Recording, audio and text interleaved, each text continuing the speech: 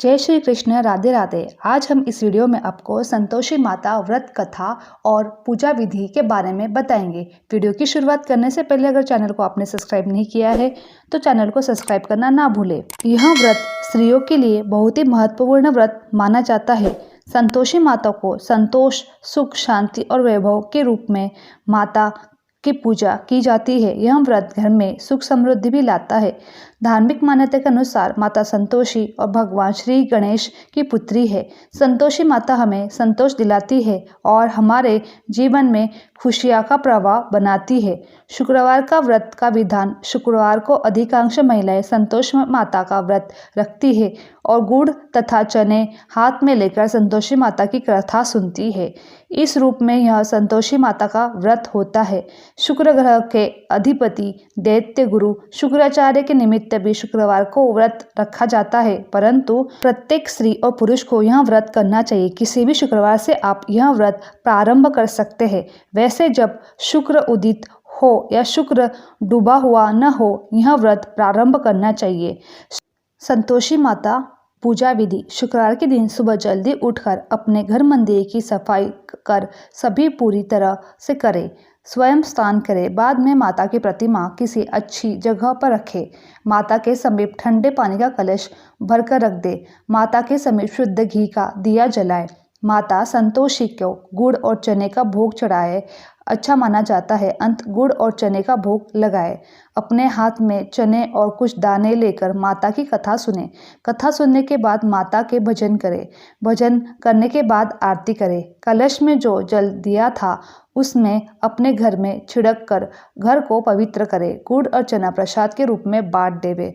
इस व्रत को करने वाले पहले से इतना ध्यान जरूर रखें कि इस दिन खटाई खानी मनाही होती है, वरना माता संतोषी क्रोध आ जाता है। शुक्रवार का व्रत करने के लाभ। शुक्रवार का व्रत पूरे नियम के साथ करने पर माता की कृपा से पुत्र प्राप्ति होती है। इस व्रत को करने से माता की कृपा से धन दौलत की प्राप्ति होती है। घर में जो कलेश होता है वह दूर हो जाते हैं। रुका हुआ काम बनता है। यह व्रत को करने से सभी मनोकामनाएं पूरी होती है। इस व्रत को करने से गरीब को धन प्राप्त होता है। शुक्रवार का व्रत करने से अविवाहित लड़कियों को सुयोग्य वर प्राप्त होता है। शुक्रवार संतोषी माता व्रत कथा। शुक्रवार के दिन मां संतोषी का व्रत पूजन किया जाता है। इस पूजा के दौरान माता की आरती, पूजन तथा अंत में माता की कथा सुनी जाती है। आइए जानते हैं शुक्रवार के दिन किए जाने वाली संतोषी माता की व्रत कथा। संतोषी माता व्रत कथा। एक बुढ़िया माई थी। उसके 7 बेटे थे। 6 कमाने वाले थे जबकि एक निकम्मा था। बुढ़िया 6 बेटों की रसोई बनाती, भोजन कराती और उनसे जो कुछ जूठा बचता वह 7वें को दे देती। एक दिन वह पत्नी से बोला, देखो मेरी माँ को मुझे पर कितना प्रेम है। वह बोली, क्यों नहीं, सबका जूठा जो तुमको खिलाती है। वह बोला, ऐसा नहीं हो सकता, मैं जब तक आंखों से न देख लूँ मान नहीं सकता। बहू हंसकर बोली, देख लो तब तो मानोगे ना। कुछ दिन बाद त्योहार आया। घर में 7 प्रकार के भोजन और चूरमे के लड्डू बने।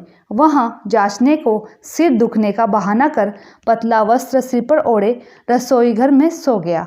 वह कपड़े में से सब देखता रहा। 6 भाई भोजन करने आए।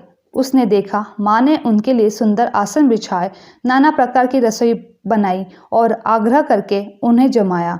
वह देखता रहा। 6 भोजन करके उठे तब माँ ने उनकी झूठी थालियों में से लड्डू के टुकड़े उठाकर एक लड्डू बनाया। जूठन साफ कर बुढ़िया माई ने उसे पुकारा, बेटा 6 भाई भोजन कर गए, अब तू उठ जा और भोजन कर ले। वह कहने लगा, माँ मुझे भोजन नहीं करना, मैं अब परदेश जा रहा हूँ। माँ ने कहा, कल जाता हो तो आज चला जा। वह बोला, हाँ आज ही जा रहा हूँ। यह कह वह घर से निकल गया। चलते समय पत्नी की याद आ गई। वह गौशाला में कंडे थाप रही थी। वहां जाकर बोला, हम जावे परदेश, आओगे कुछ काल, तुम रहियो संतोषी से धर्म अपना पाल। वह बोली, जाओ पिया आनंद से हमारे सोच हटाओ, राम भरोसे हम रहे ईश्वर तुम्हें सयाए। जो निशानी आपन देख धरु में धीर, सुधी मति हमारी बिसारियो रखियो मन गंभीर। वह बोला, मेरे पास तो कुछ नहीं है, यह अंगूठी है सो रख लो, अपनी कुछ निशानी मुझे दे दो। वह बोली, मेरे पास क्या है, यह गोबर भरा हाथ। यह कहकर उसकी पीठ पर गोबर के हाथ थाप मार दी। वह चल दिया। चलते चलते वह दूर देश पहुंचा। वहां पर एक साहूकार की दुकान थी। वहां जाकर कहने लगा, भाई मुझे नौकरी पर रखो। साहूकार को ज़रूरत थी। बोला, रह जाओ। लड़के ने पूछा, तनख्वाह क्या दोगे? साहूकार ने बोला, काम देखकर दाम मिलेगा। साहूकार की नौकरी मिली। वह सुबह 7 बजे से 10 बजे तक नौकरी करता। कुछ दिनों में दुकान का सारा देन लेन, हिसाब किताब, ग्राहकों को माल बेचना, सारा काम करने लगा। साहूकार के 7-8 नौकर थे। वे सब कहने लगे, यह तो बहुत होशियार बन गया।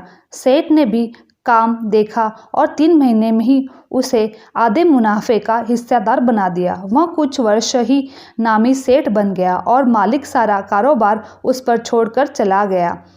इधर उसकी पत्नी को सास ससुर दुख देने लगे। सारी गृहस्थी का काम करा के उसे लकड़ी लेने जंगल में भेजते। इस बीच घर में आटे से जो भी भूसी निकलती उसकी रोटी बनाकर रख देती और फूटे नारियल की नारियली में पानी देती। एक दिन वह लकड़ी लेने जा रही थी। रास्ते में बहुत सी स्त्रियां संतोषी माता का व्रत करते दिखाई दी। वहां खड़ी होकर कथा सुनने लगी और पूछा, बहनों तुम किस देवता की पूजा कर रही हो और उससे करने से क्या फल मिलता है? यदि तुम इस व्रत का विधान मुझसे समझा कर कहोगी तो तुम्हारा बड़ा एहसान मानूंगी। तब उसने एक स्त्री बोली, सुनो, यह संतोषी माता का व्रत है। इसके करने से निर्धनता दरिद्रता का नाश होता है। जो कुछ मन में कामना हो सब संतोषी माता की कृपा से पूरी हो जाती है। तब उसने व्रत की विधि पूछी। वहाँ भक्तिनी स्त्री बोली, 1.25 आने का गुड़ चना लेना, इच्छा हो तो 5.25 आने का लेना या 1.25 रुपये का भी ले सकती हो। बिना परेशानी और श्रद्धा व प्रेम से जितना भी बन पाए उतना लेना। प्रत्येक शुक्रवार को निहाकार व्रत रखना, कथा सुनना। इसके बीच क्रम टूटे नहीं, लगातार नियम पालन करना। सुनने वाला कोई न मिले तो घी का दीपक जलाकर आगे जल के पात्र के सामने रखकर कथा कहना। जब कार्य सिद्ध न हो तो नियम का पालन करना और कार्य सिद्धि हो जाने पर व्रत का उद्यापन करना। 3 मास में माता फल पूरा कर देती है। यदि किसी के ग्रह खोटे भी हो तो भी माता वर्ष भर कार्य सिद्ध कर देती है। फल सिद्धि होने पर उद्यापन करना चाहिए, बीच में नहीं। उद्यापन में 2.5 सेर आटा का खाजा तथा इसी परिमाण खीर तथा चने का साग करना। 8 लड़कों को भोजन कराना। जहाँ तक मिले देवर जेठ भाई बंधु के हो, न मिले तो रिश्तेदार या आस पड़ोस के बुलाना, उन्हें भोजन कराना। यथाशक्ति दक्षिणा दे माता का नियम पूरा करना। उस दिन घर में खटाई न खाना। यह सुन बुढ़िया के लड़के की बहू चल दी। रास्ते में लकड़ी के बोझ को बेच दिया और उनसे पैसे मिले। उनके गुड़ चना लेकर माता के व्रत की तैयारी करने लगी। सामने मंदिर देखकर पूछने लगी, यह मंदिर किसका है? सब लोग कहने लगे, संतोषी माता का मंदिर है। यह सुनकर माता के मंदिर में जाकर चरणों में गिर गई हो विनती करने लगी, माँ मैं अज्ञानी हूँ, व्रत के कुछ नियम नहीं जानती हूँ, मैं दुखी हूँ। हे माता जगत जननी मेरा दुख दूर कर तेरी शरण में मुझे ले ले। माता को दया आई। एक शुक्रवार बीत गया, दूसरे को उसका पति का पत्र आया और तीसरे शुक्रवार को उसका भेजा हुआ पैसा आ गया। यह देख जेठ जेठानी मुँह सुकड़ने लगे। लड़के ताने देने लगे। काकी के पास पत्र आने लगे, रुपया आने लगा। अब तो काकी की खातिर बढ़ेगी। बेचारी सरलता से कहती, भैया कागज आवे रुपया आवे हम सब के लिए अच्छा है। ऐसा कहकर आंखों में आंसू भरकर संतोषी माता के मंदिर में मातेश्वरी के चरणों में गिरकर रोने लगी। माँ मैंने तुमसे पैसा कब मांगा है? मुझे पैसे से क्या काम है? मुझे तो अपना सुहाग से काम है। मैं तो अपने स्वामी के दर्शन मांगती हूँ। तब माता ने प्रसन्न होकर कहा, जा बेटी तेरा स्वामी आएगा। यह सुनकर खुशी से बावली होकर घर में जाकर काम करने लगी। अब संतोषी माता विचार करने लगी, इस भोली पुत्री को मैंने कह तो दिया है कि तेरा पति आ जाएगा, लेकिन कैसे? वहाँ तो इसे स्वप्न में भी याद नहीं करता। उसे याद दिलाने को मुझे कुछ जाना पड़ेगा।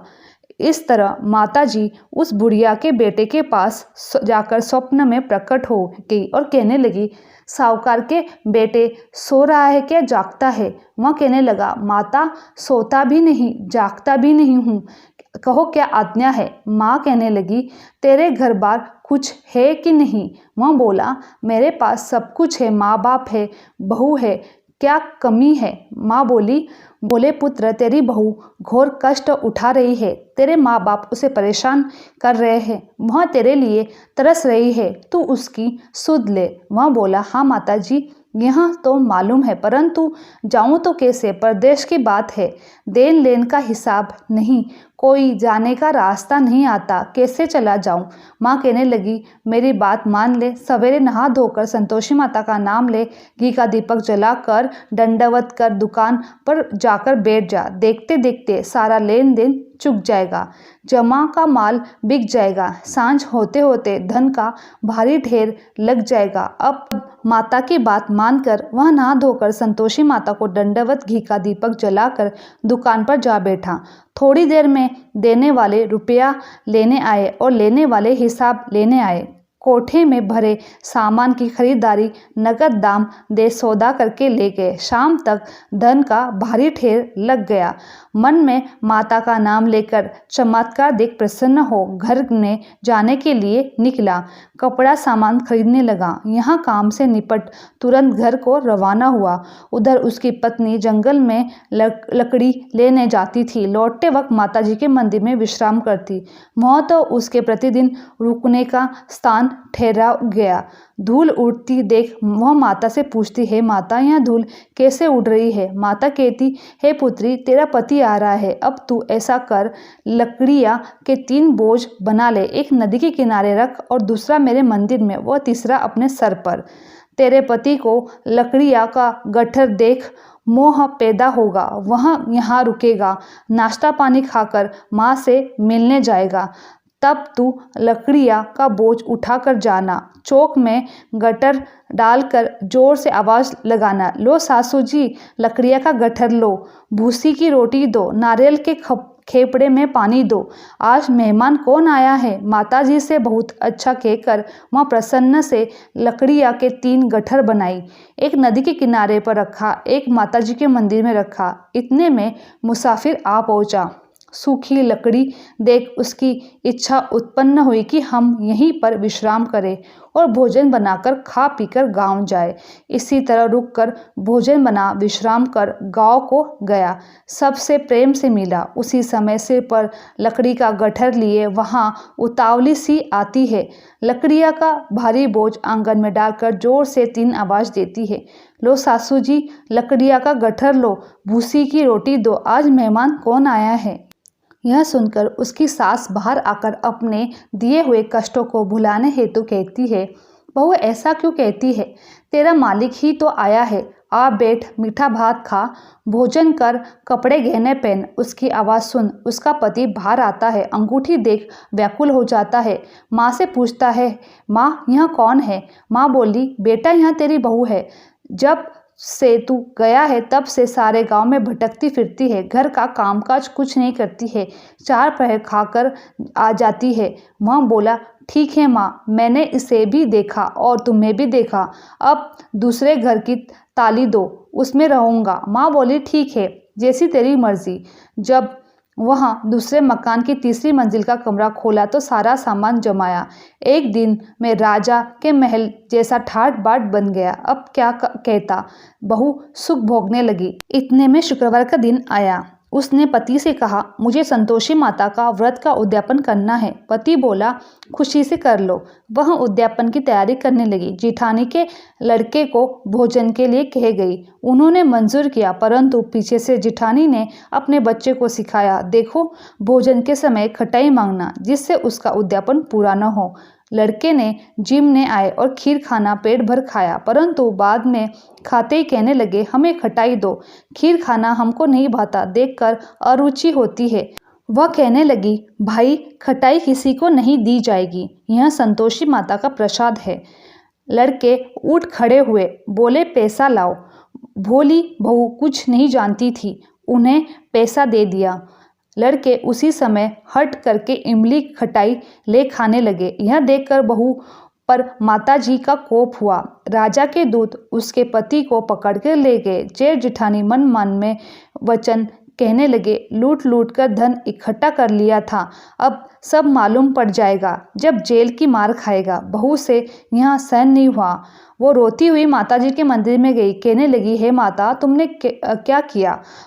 हंसा कर रुला दिया। माता बोली, बेटी, तूने उद्यापन करके मेरा व्रत भंग कर दिया। वह कहने लगी, माता, मैंने कुछ अपराध किया नहीं है, मैं तो भूल से लड़कों को पैसे दे दिए, मुझे क्षमा करो, मैं फिर तुम्हारा उद्यापन करूंगी।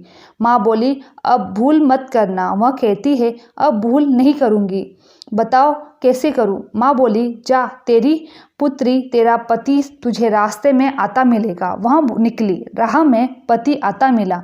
वह पूछी, कहाँ गए थे? वह कहने लगे, इतना धन जो कमाया है उसका टैक्स राजा ने मांगा, वह भरने गया था। वह प्रसन्न हो बोली, भला हुआ, अब घर को चलो। कुछ दिन बाद शुक्रवार का दिन आया। फिर वह उद्यापन करना चाहती थी। पति ने कहा, करो।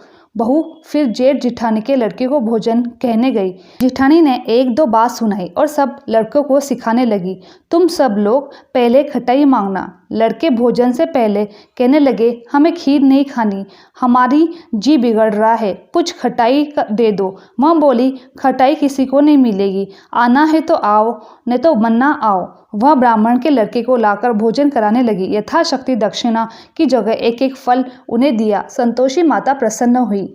माता की कृपा से 90 मास में उसको चंद्रमा के समान सुंदर पुत्र प्राप्त हुआ।